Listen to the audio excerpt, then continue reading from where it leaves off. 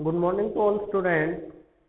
बेटा last lecture में हमने डायमेंशनल एनालिसिस का फर्स्ट यूज डिस्कस किया था कि हम किसी भी इक्वेशन को डायमेंशनली कैसे चेक कर सकते हैं कि वो डायमेंशनली करेक्ट है या इनकरेक्ट है। आज हम चेक करेंगे कि कोई भी एक फिजिकल क्वांटिटी किन्हीं अदर क्वांटिटीज के ऊपर क्या होगी, डिपेंड करती होगी और मेरे को उस क्वांटिटी के लिए फॉर्मूला डेराइव करना होगा।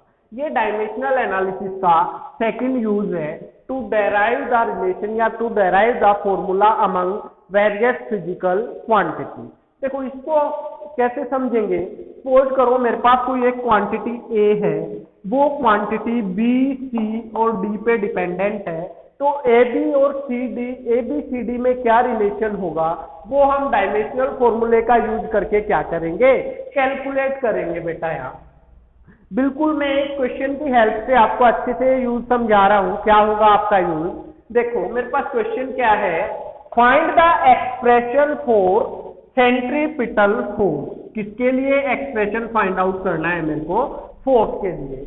For a particle of mass m moving with A velocity v in a circular path of radius r। मतलब कोई भी पार्टिकल है जो हमें फोर्स के लिए एक्सप्रेशन फाइंड आउट करना है। Find the expression for force. Force depend करती है, ये डिपेंडेंट का साइन है किन क्वांटिटी पे, मास m, velocity v and radius f। तीन क्वांटिटी के ऊपर डिपेंडेंट है। बट अब हमें ये नहीं पता कि मास की कितनी पावर पे डिपेंडेंट है डायमेंशनली, वेलोसिटी की कितनी पावर पे डिपेंडेंट है या रेडियस की कितनी पावर पे डिपेंडेंट है। तो हम एज्यूम कर लेंगे F is equal to, directly proportional के सिंबल को हटाने के लिए मैं कांस्टेंट ले आया K। M मास है, मैंने एज्यूम किया mass raise to power A। V क्या है, velocity, velocity raise to power मैंने एज्यूम किया कितना है, V। R क्या है, radius, radius raise to power मैंने एज्यूम किया क्या है मेरा, C। F मेरा था फोर्स। फोर्स का डायमेंशनल फॉर्मूला अगर जिसको याद है वो डायरेक्ट लिख देगा, जिसको याद नहीं है वो रफली कैलकुलेट करके देख लेगा। मैं यहाँ फोर्स का डायमेंशनल फॉर्मूला पुट करूंगा m1 L1 T minus 2। F equal to M में से मैं रफली क्या कर सकता हूँ, कैलकुलेट कर सकता हूँ बेटा। अब देखो K कांस्टेंट था एज इट इज, M है मास, मास का dimensional formula m1 raise to power A। V है मेरे पास यहाँ वेलोसिटी, वेलोसिटी का formula L1 T minus 1 raise to power B। R है मेरे पास यहाँ radius, radius is a kind of length, L1 raise to power C। Power को अंदर मल्टीप्लाई करो बेटा, 1 into A M raise to power A, 1 into B B, minus 1 into B minus B, 1 into C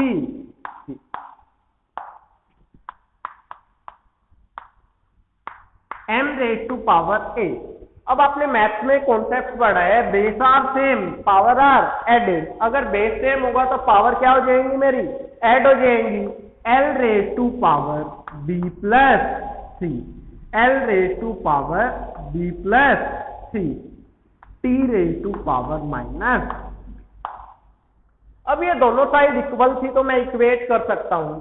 देखो यहाँ मास raise to power A है, यहाँ मास raise to power 1 है। जब बेस सेम है तो पावर इक्वल होंगी मेरी। This implies A equal to 1। जब मैं दोनों साइड की इक्वेशंस को इक्वेट करूंगा तो A की वैल्यू आ गई मेरे पास 1।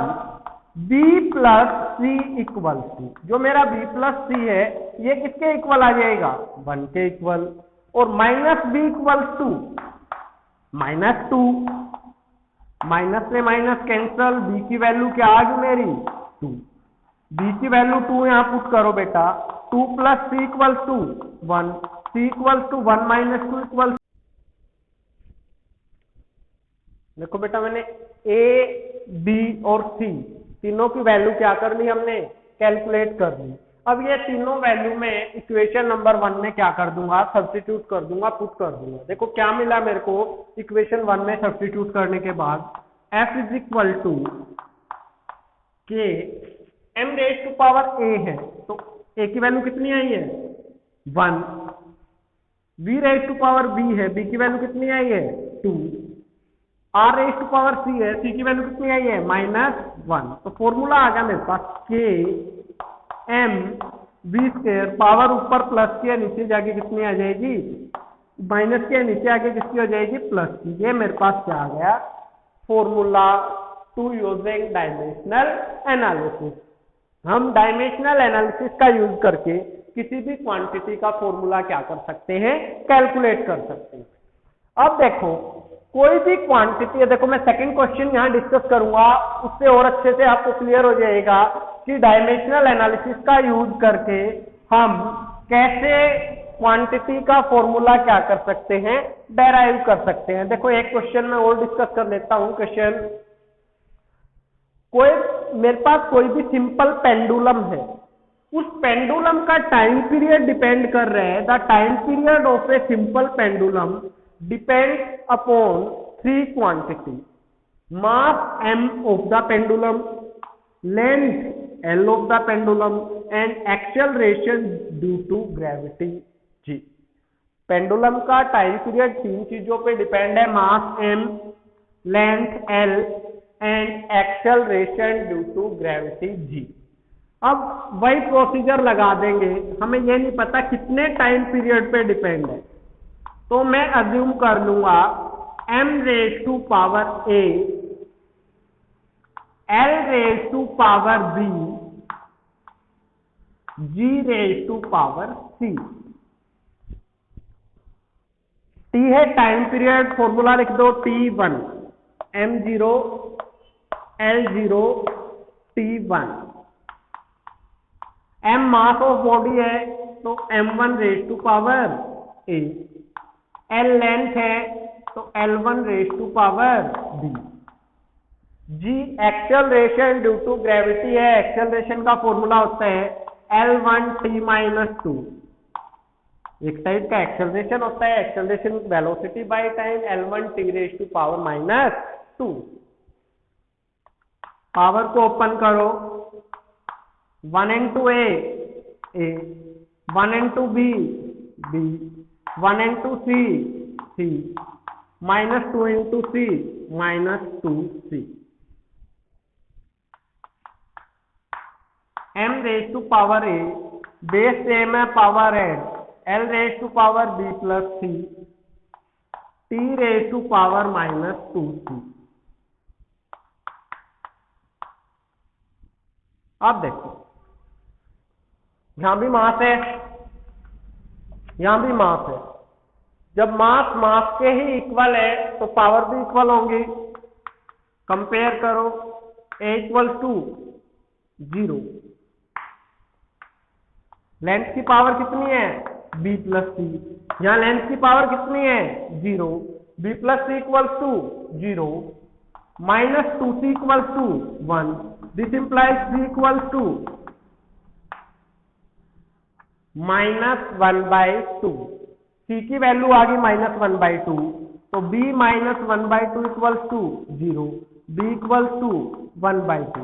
a b और c तीनों की वैल्यू हमने क्या कर ली, कैलकुलेट। तो फॉर्मूला क्या आ गया मेरे पास, इन सभी को इक्वेशन नंबर फर्स्ट में क्या कर देंगे, पुटअप करेंगे।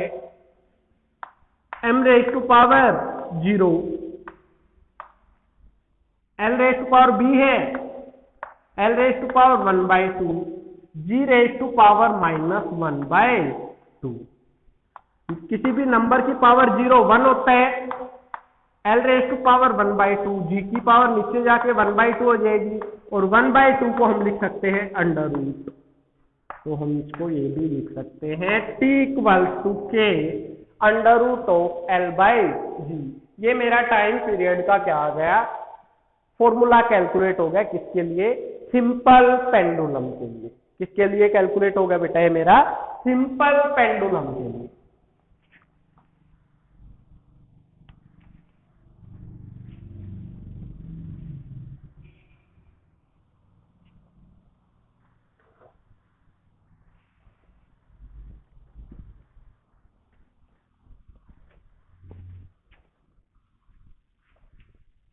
अब देखो उसी में एक कॉन्सेप्ट रह गया था, to find the value of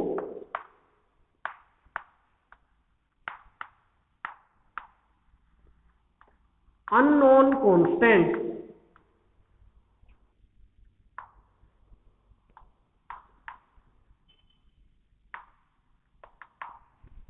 unknown constants की वैल्यू फाइंड आउट करने के लिए हम क्या करेंगे वो देखो। मेरे पास एक रिलेशन गिवन है, x is equal to A plus B T plus C T square. A B C है यहां अननोन कांस्टेंट,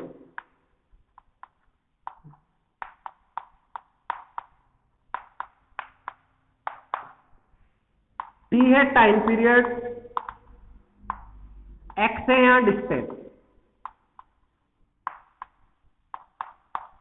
देखो लास्ट टाइम हमने एक रिजल्ट पढ़ा था, only same type of quantity can be added और सब्ट्रैक्टेड, कि मैं लेंथ में क्या ऐड कर सकता हूं, लेंथ, रिजल्ट में क्या मिलेगा, लेंथ, टाइम में क्या ऐड कर सकता हूं, टाइम, रिजल्ट में क्या मिलेगा, टाइम। तो उसी कॉन्सेप्ट को लेके मेरे को ए बी और सी की वैल्यू कैलकुलेट करनी है। देखो बेटा कैसे, किसी क्वांटिटी में कुछ क्वांटिटी ऐड है, इसका मतलब इसमें ये ऐड हुई है, रिजल्ट में मेरे को जब डिस्टेंस मिली है तो ए भी मेरी किसके इक्वल रही होगी, डिस्टेंस के इक्वल, और ए का डायमेंशनल फॉर्मूला मेरा क्या रहा होगा, L1। अब जो सेकंड क्वांटिटी है बी टी, जब ये इसमें ही ऐड हुई है, रिजल्ट में यही मिला है, तो बी टी भी मेरे किसके इक्वल रहा होगा, एक्स के equal. This implies B equal to X by T, और इसका फॉर्मूला क्या आ गया, L1t minus 1। C T square भी मेरा किसके इक्वल रहा होगा, डिस्टेंस के इक्वल, तो सी क्या रहा मेरा, x अपॉन टी का स्क्वायर, L1t माइनस 2। तो मैंने तीनों अननोन कांस्टेंट्स की वैल्यू यहां से क्या कर दी, फाइंड आउट। ये मेरे डायमेंशनल एनालिसिस के बेटा मैंने 2 यूज कंप्लीट कर दिए हैं। नेक्स्ट यूज है to convert one system into another system, वो हम फर्दर वीडियो में क्या करेंगे, डिस्कस करेंगे। थैंक यू बेटा।